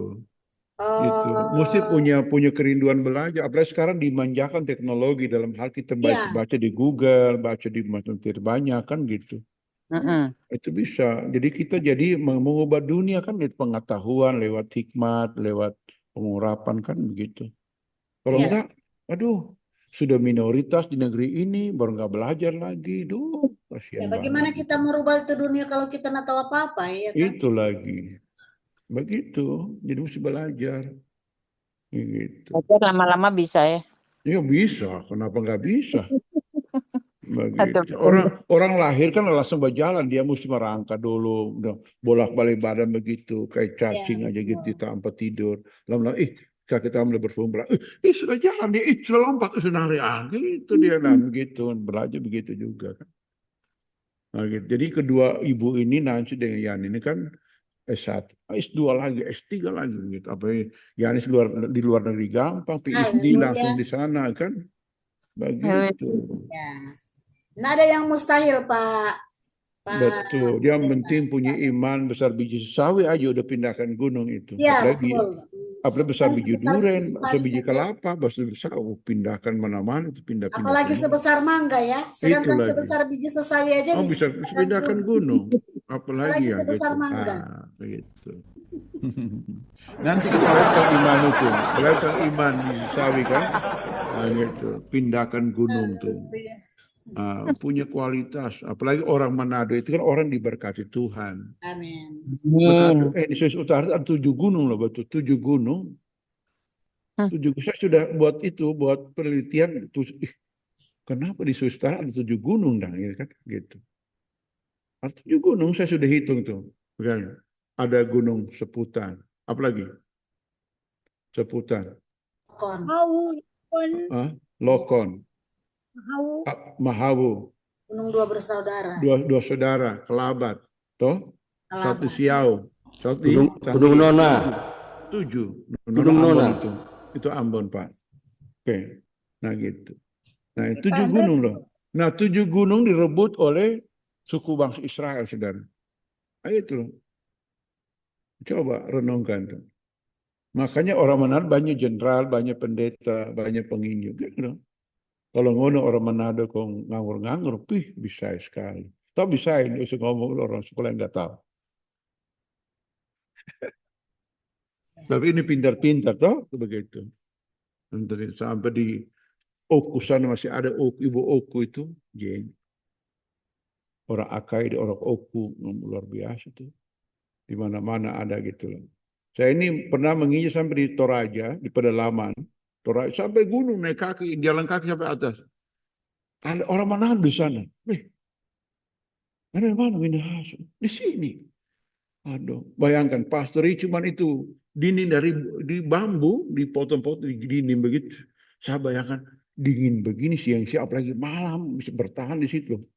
Itu pendeta suami istri. Luar biasa banget orang-orang begini, ya kan? Kan gitu. Itu heran saya gitu loh. Sangat cinta Tuhan. Itu hebat. Di Toraja saya lihat. Luar biasa tuh. Nah gitu. Nah ini makanya kita mesti tahu ilmu ajar gitu. Saya ngajar orang, tapi kadang-kadang orang juga enggak mau lakukan. Aduh sedih juga nih. Ajar sudah capek. Enggak lakukan. Udah urusan Tuhan. Karena mengajar itu bayar hutang nyawa gitu loh. Hutang nyawa loh gitu. Makanya Paulus ngomong nih, aku tidak berhutang nyawa lagi kepada kamu. Karena mengajar itu hutang nyawa. Yesus sekarang bilang begini, kalau orang berdosa itu mati karena dosa, engkau tidak memberitahu, tidak mengajar, Tuhan minta pertanggungjawab nyawa dari kamu. Ngeri banget itu. Ngeri itu. Makanya kalau biar debat di mana debat dengan kita tahu, saya tidak hutang nyawa kepada kamu. Mau debat, mau apa, mau nggak terima, terserah. Nanti aja kamu masih kuat karena masih sehat. Coba nanti sebentar. Udah kurang duit, kurang makan, sakit, kurang ICU, menyerahnya enggak. Coba. Manusia kuat kan pintar, sehat tuh. Coba di ICU selang masuk sini, ya kan? Selang masuk sini, tinggal terjun payung dia tuh, parasut di atas tali semacam. Maksudnya bertobat ya. Kan begitu model manusia. Jadi Yang kita kalahkan kebaikan, kejahatan kebaikan kan gitu. Oke, sudah ya, cukup ya. Udah nggak tanya lagi toh. Nyanyi dulu satu lagu Kak, Bu Yani nyanyi Kak, Oke, Bu Nancy nyanyi. silakan Pak. Sekalian langsung tutup kegiatan Oh iya. seminar. Pakai ukulele saja nyanyi satu lagu ya.